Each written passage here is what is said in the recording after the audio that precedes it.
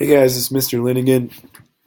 I'm going to show you an alternative method for making a photo portrait series or portrait collage to the first method I showed you. And I think you'll find this method to be a little bit easier. So the first thing to do would be to choose your pictures just like we did last time. Make sure you download them.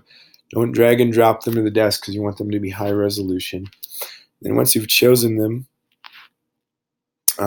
download them to your desktop here, and we're going to start with a file of the same size.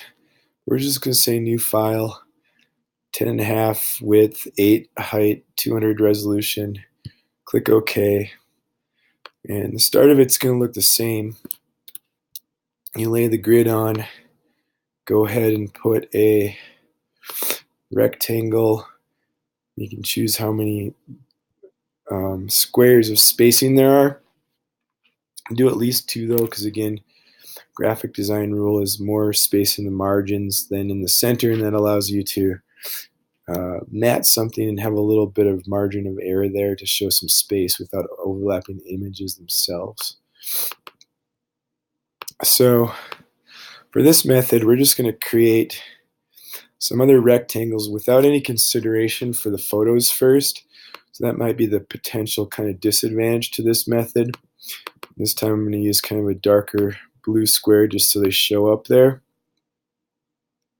So we can come in like this and make that one just a little bit bigger. Nicely that these snap to the grid for you too, unlike the photos themselves, so that makes it a little bit easier. So basically we're just going to create 5 of these rectangles that fit the grid like that. And honestly, I don't need the grid anymore for this purpose, so I'm going to Command apostrophe to get rid of it. And I can even get rid of this right from the start. Then I'm going to take these 5 photos, put them into Photoshop like I normally would. Go ahead and place them all by doing a double click on each of the 5. This part's the same. You have to still, well, I don't know if you even have to rasterize them actually for this method. But just for simplicity's sake, I'm going to make some of these disappear. So I've just got this one photo, and I can make it a little smaller, still holding shift, dragging from the corner. I might put it about in this area, and then as long as this photo, the one that's titled Hugs here, is above the one in the upper left-hand corner here, see that one? You can tell by this graphic here that that's the one there. You can just put a clipping mask on it, and then it just kind of crops it to that, similar to like software like Adobe Spark or something does it. Here though, you're still getting to create your own layout instead of being stuck with the layouts that they give you in something like Spark. Spark's an awesome tool, and we can play with that as well. But I'd like you guys to know how to use Photoshop and do this kind of thing. So basically, you just keep going through. I'm going to put this picture of my daughter Olivia in front of this one, and then reappear it, do our clipping mask, and then go ahead and move that picture. You can still resize this too if I want her to be bigger or smaller. Just make sure you hold shift as usual. And then we'll do that 3 more times. So maybe this is going to be a little bit different than the first version. So maybe this time I'll put Owen above this one, so he's naturally kind of facing that direction anyway. Throw in the clipping mask.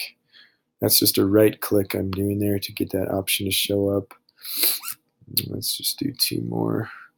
These guys, I think I'm going to do the cheat thing in, holding command when I click on that so I can just grab it right from the screen. Let's go ahead and flip these guys horizontally, so then when I throw the clipping mask above this one,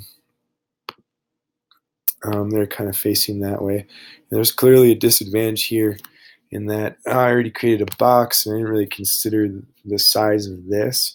So I'll show you in a sec how there's a way you can kind of deal with that. Let's do this last one. We're just going to move this above this one, reveal it, move it into position, throw the clipping mask on, That's there. That fits pretty well, but this one doesn't. So here's something else you can do. We can come over to this one and actually click on the rectangle below it and do a transformation here. That just kind of conveniently makes it smaller. It might be helpful to get the grid back on for doing this, because then I can move this whole thing.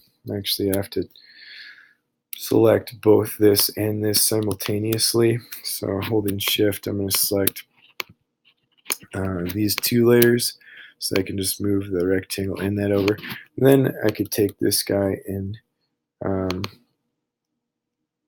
enlarge the rectangle itself. Hopefully, any luck, we do that. And we also resize the picture inside. We can maybe get it to the point where you can kind of see Owen's finger and it doesn't get cut out of the picture. That's kind of my goal, so something like that.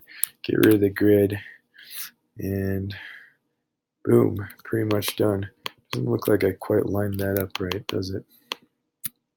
Always something, I swear. So,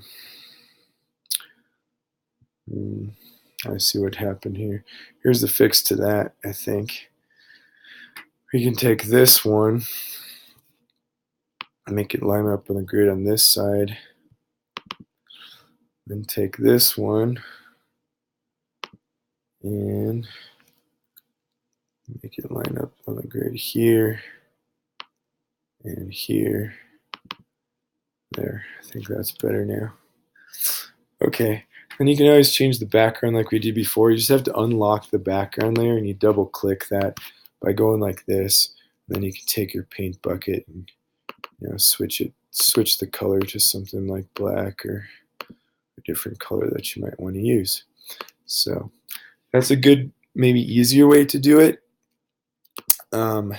Just don't forget to save this as a PSD in case you have to come back and edit it. So, call this practice series or collage or something like that, and save it. That won't allow you to load it up to Google Photos, though. You have to do a second save as, and just choose the file format of a JPEG. Make sure you crank the quality all the way to the right here when you save it that way. And then that version out here, this JPEG one, is the one that you can load. All right, guys, thanks for watching.